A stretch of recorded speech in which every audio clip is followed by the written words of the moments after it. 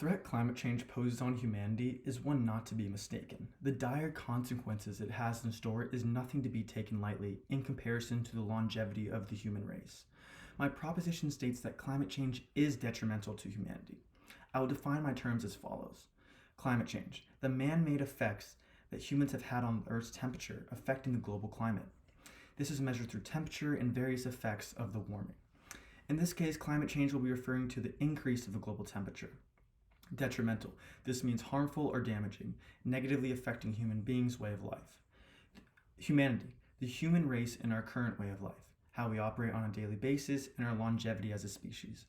I will be stating 3 affirmative arguments on why climate change is detrimental to humanity. My first argument is that climate change increases the rise of the global sea level.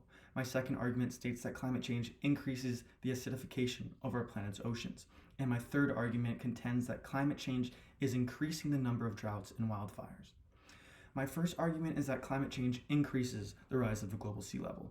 According to the University of Yale, the global rise of the sea increases by 19 centimeters every year due to the polar ice caps. With the increased use of fossil fuels for our population's growing size, this number will skyrocket. By 2050, the sea level will have risen 30 centimeters, and by 2100, it will have risen 70 centimeters. National Geographic states that there is another phenomenon at play here: thermal expansion, where water molecules expand when they're heated. This is also another reason why the sea level is rising so rapidly. The increase of the global temperature is melting ice that has been originally stored above ground.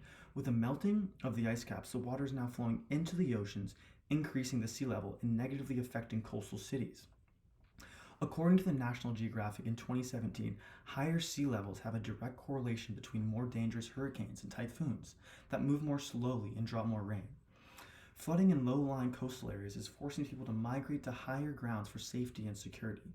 If all the ice caches were to melt, the sea level would rise 216 feet. This would be enough to wipe out some of the world's largest cities, and the cost would be millions of lives.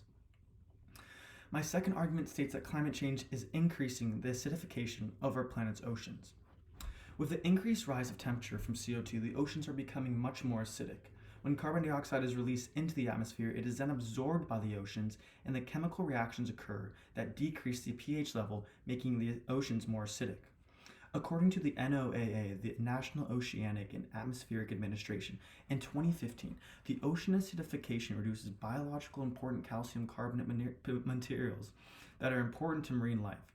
The current ocean pH level is around 8.1, but as the oceans continue to absorb CO2 from human contributions, this level will decrease, increasing the ocean's acidity.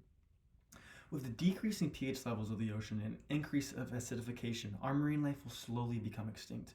No animal can endure high amounts of acidification, as no human can breathe high amounts of carbon dioxide. This isn't only a threat to our marine life, but also humanity as a whole. According to the ourocean2016.org, the livelihoods of 10 to 12% of the world's population, over 870 million people, rely on fisheries and aquaculture. And over 3 billion people worldwide depend on food from the ocean as a significant source of animal protein. With the extinction of marine life in the coming future, humankind will be forced to look elsewhere for food. This transition could cost the lives of millions through starvation and famine. My third argument contends that climate change is increasing the number of droughts and wildfires throughout the globe.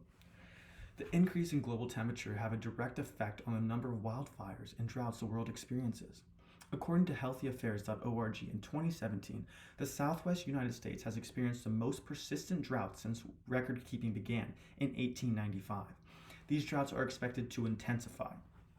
The recent California wildfires are the deadliest by far in the state's history and are in part a result of the state experiencing 5 consecutive years of unprecedented heat. 2018's rainfall was at 20% of the historical norm and the worst drought in a millennia. With the increase in wildfires, the amount of carbon being burned from these trees further exacerbates the global situation.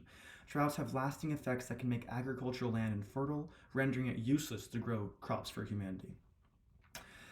Climate change is increasing the number of wildfires and droughts throughout the world and its experience. This has an adverse effect on the people's ability to survive and grow food. The act of burning trees contributes to the more carbon dioxide entering our atmosphere and furthering the act of climate change and the rise of the global temperatures.